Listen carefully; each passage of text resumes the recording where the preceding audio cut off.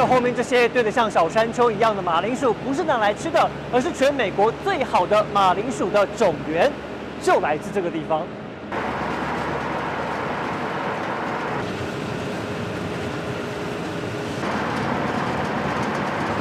If they're really long, narrow, they'll throw them out. If they're too big, they'll just cut them in half to make them smaller.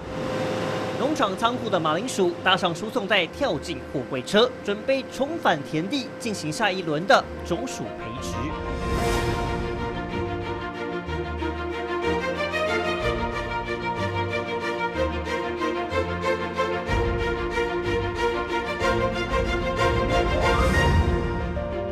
马铃薯的种薯从幼苗到销售，必须经历3到4次收成。由于蒙大拿的气候适中，种植面积广大，加上没有污染，让它坐上全美前3大种薯生产宝座，年产值高达8000万美金。你看，这个 sweet potato 都没有烂的地方，很实在。然后它有像这个，它有fungicide，就是化学药品，使它减少土壤病，所以它种下去的时候已经处理过了。到第3代以后，大概人家就会来买第3代、第4代，它品种很好，所以有些人也来买第2代。等到种薯成熟，就会销售到其他州商业种植，供给大型素食连锁餐厅，需求居高不下。不过，1970年代，蒙大拿曾经历过一段惊涛骇浪。轮腐病主要在薯条，它烂得很快。一旦这些薯条带有轮腐病放进那些大仓库的时候，会使整个大仓库的那些薯条都烂掉。种子如果有轮腐病细菌在那里的话，会一直跟着那个种子，一直跟着薯条一直下去。今天还是没有。唯一的方法就是薯种从头开始就是没有轮腐病菌。那一直种下来就没事。好在有位救星，就是台湾来的 Mike 孙金才。毕业于台大植物病理与微生物系的他，被蒙大拿政府延揽，因为当时蒙大拿马铃薯被验出有轮腐病，农民官司缠身，差点毁掉整个产业。Dr. Scudder 跟我讲 ，You are the captain of the ship. You do the way you want it. You do the way best for the grower.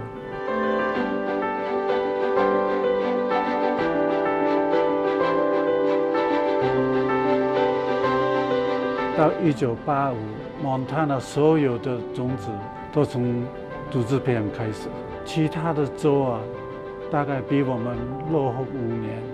孙金才发现当时的测定方式过时且不精确，因此引进了血清法判读。另外建立源头管理，禁止再从外州进口种源，还建立专属实验室，自己的种薯自己产。It has media in it, and it's water, sugar, a packet of minerals and vitamins to help the plants grow. And I'm going to try to find the healthiest and biggest plants, and we trim the leaves off. You can take one plant and maybe get 1,000 or more plants.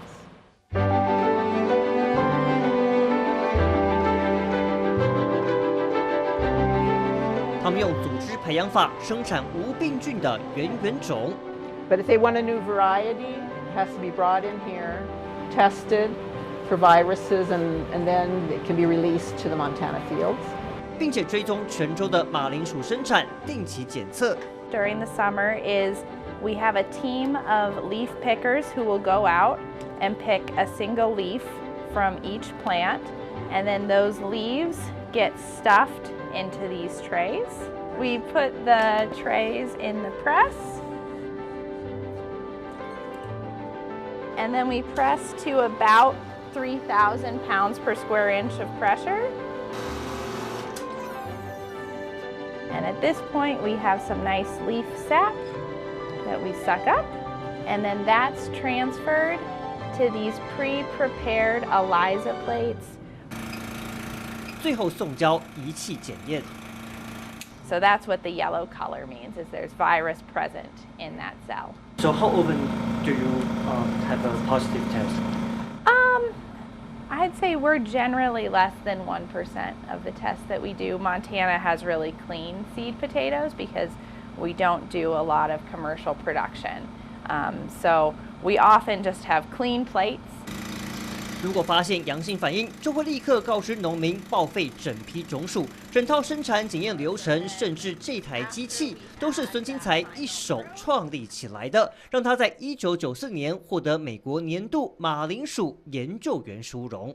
他的东西从我们实验室出来，一年一年下来，我每年都会到田里面去看，就会知道说哦，他可能会有什么问题。还有农夫有些他比较邋遢，我知道，那我就去盯着他。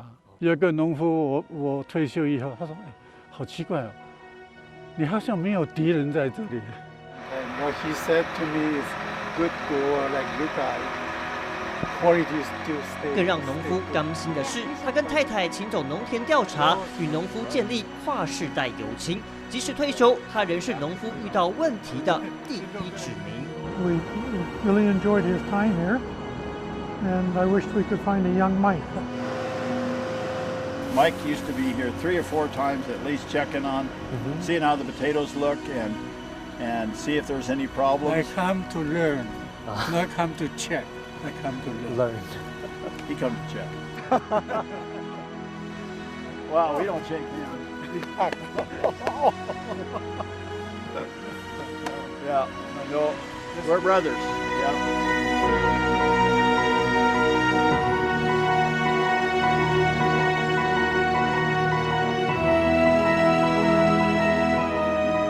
这艘产业大船仍然照着它的规划航行，吃下肚的每根薯条，可能都藏着这位台湾人改变蒙大拿命运的滋味。